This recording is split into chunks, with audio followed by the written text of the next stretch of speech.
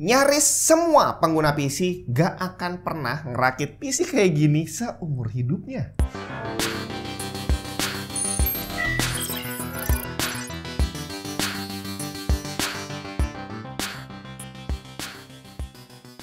Emang PC apaan ini ya? Dan yang tadi saya bilang memang bener bre. Dari data yang saya dapat, 99,99% PC user gak akan pernah ngerakit PC kayak gini untuk dipakai di rumah. Bukan karena mereka nggak punya uang, tapi memang karena PC seperti ini penggunaannya memang beda jauh. Bukan diperuntukkan buat kita dan penggunaan rumahan seperti gaming atau mungkin video editing ringan gitu ya. Nggak, kita nggak butuh PC seperti ini. Kalau kita lihat di Steam Hardware Survey bulan lalu, Januari 2024, CPU yang paling mendominasi adalah 6 core disusul 4 core dan 8 core. Wajar, karena 6 dan 8 core ini boleh dibilang adalah sweet spot untuk gaming saat ini. Bahkan untuk kebutuhan produktivitas individu sudah lebih dari cukup. Nah, hari ini yang saya rakit di sini bukan 6, bukan 8, bukan 10, bukan 16 core. Ini adalah PC yang menggunakan CPU dengan 32 core dan 64 thread. Ryzen Threadripper 7970X. Dimana kalau menurut Steam Hardware Survey barusan, pengguna CPU 32 core di sana hanya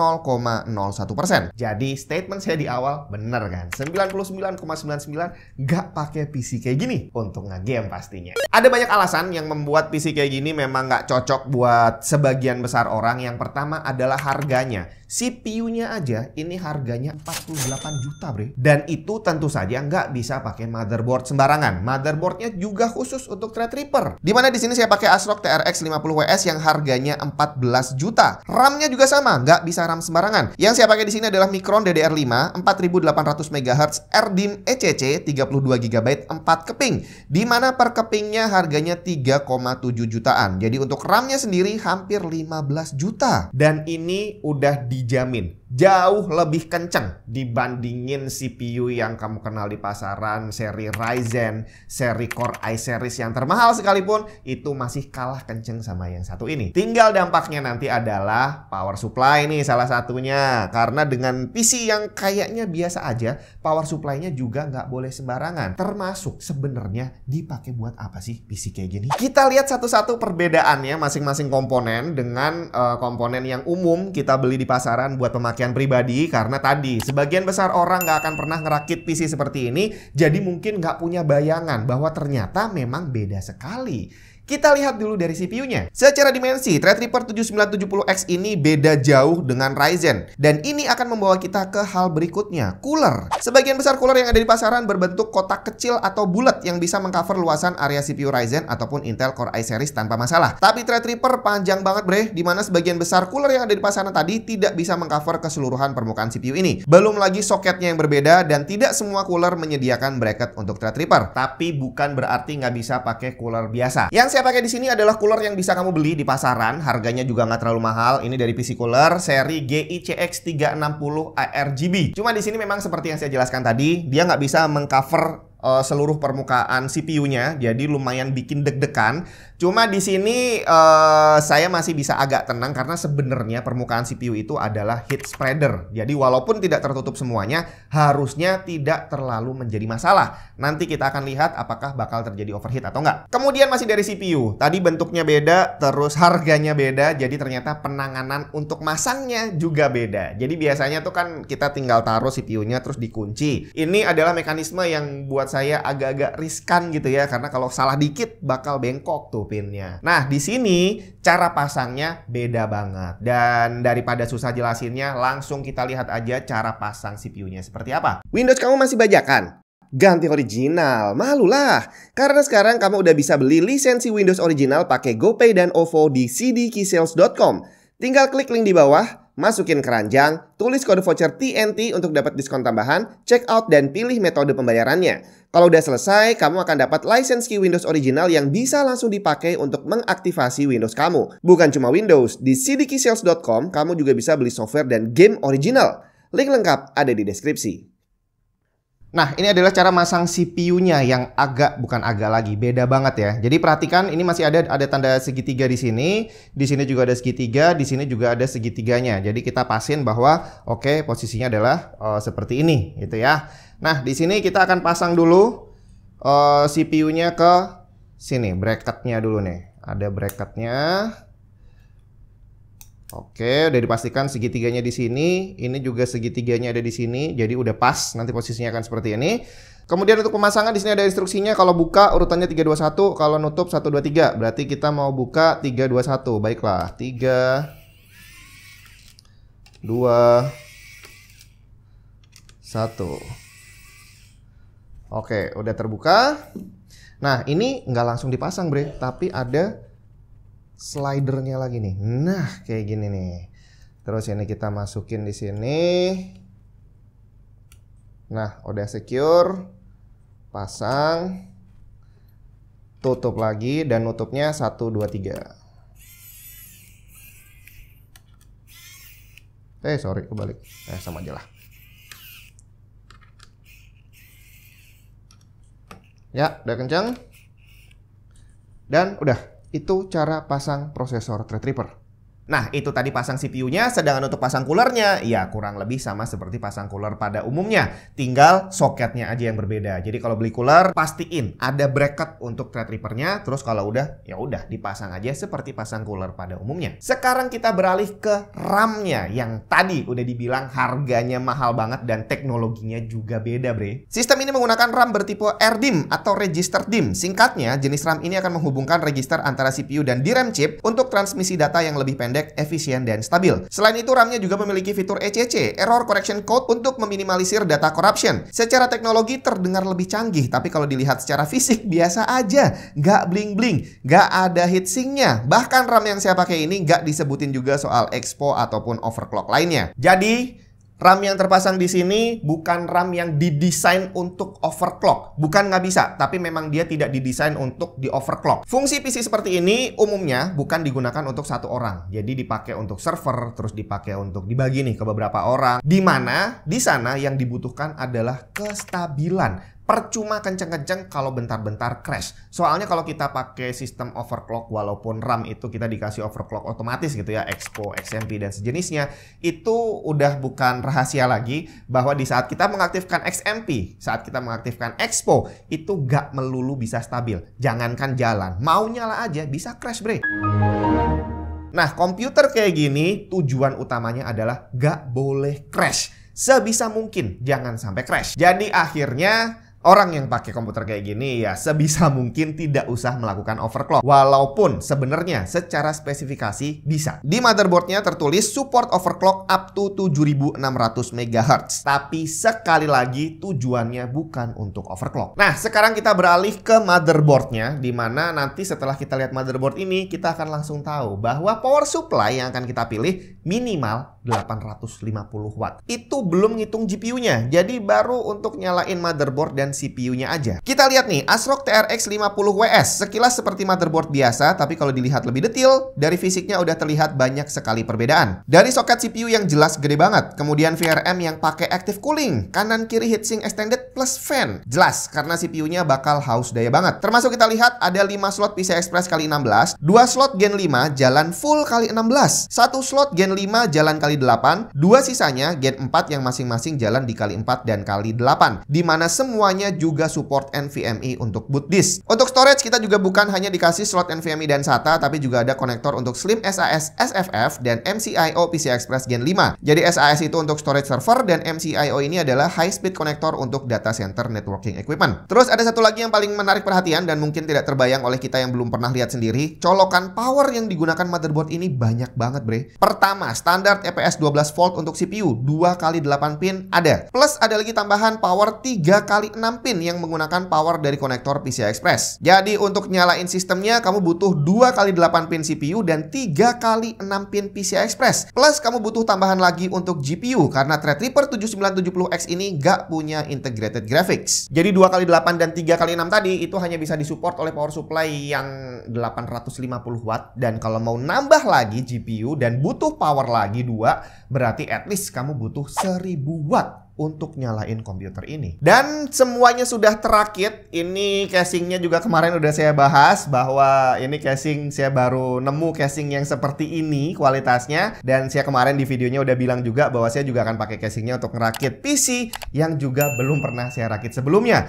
Jadi saya juga nggak tahu nih performance-nya seperti apa. Tapi udah saya tes dan kita lihat aja hasil tesnya seperti apa. Kita mulai dari gaming. Saya tidak melakukan banyak tes, cuma 2 game dan ini juga tidak saya bahas secara mendetail.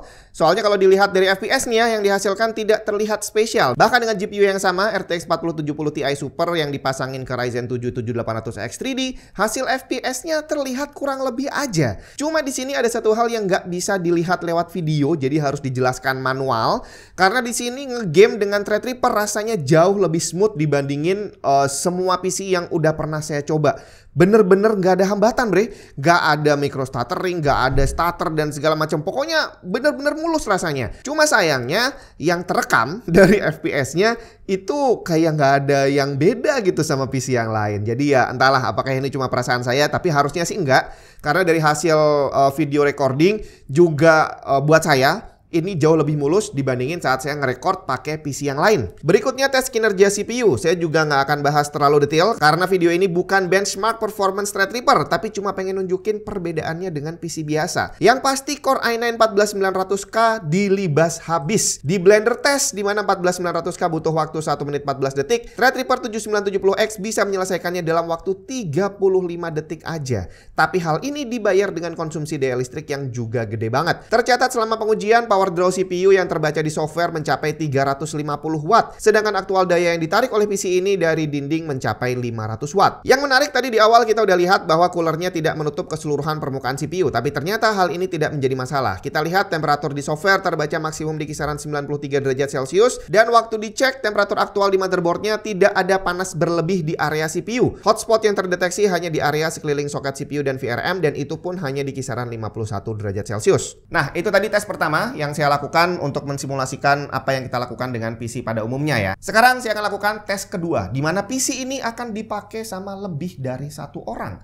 Jadi ceritanya, kalau kamu pakai layanan cloud computing kayak Microsoft Azure, GeForce Now untuk gaming, atau Google Cloud Computing, di sana kita akan disuruh milih tuh mau sewa berapa core CPU, berapa GB memori, berapa storage-nya, dan seterusnya. Kalau kita misalnya pilih 8 core dan memori 32 GB, itu bukan berarti mereka ngerakit PC 8 core dan RAM 32 GB buat kita. Kita cuma dikasih virtual machine. Di sana servernya udah ada banyak banget komputer mungkin dengan ribuan core aktif bersamaan dengan puluhan ribu GB RAM yang siap dipakai dan kemudian tinggal dibagi ke masing-masing user lewat virtual machine. Dan itu yang akan saya lakukan di sini. Jadi di sini kita udah punya 32 core, kemudian 128 GB RAM.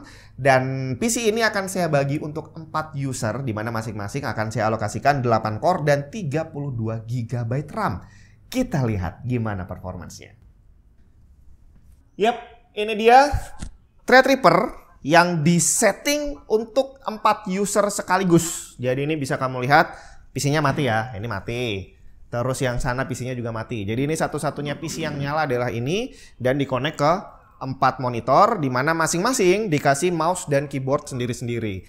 Dan ini 4 orang melakukan kegiatan yang lumayan berat. Bukan lumayan lagi, berat banget nih. Yang ini dipakai untuk edit video. Dan ya selayaknya PC biasa, nggak ada kendala yang berarti gitu ya. Ini saya lagi pakai buat nonton YouTube. Terus yang ini lagi main Cyberpunk. Dapat FPS lumayan lah ya, 60-an ke atas. Ini nggak tahu resolusi berapa nih, 2K kali ya. Terus yang ini dia sedang benchmark, lagi jalanin Cinebench R23.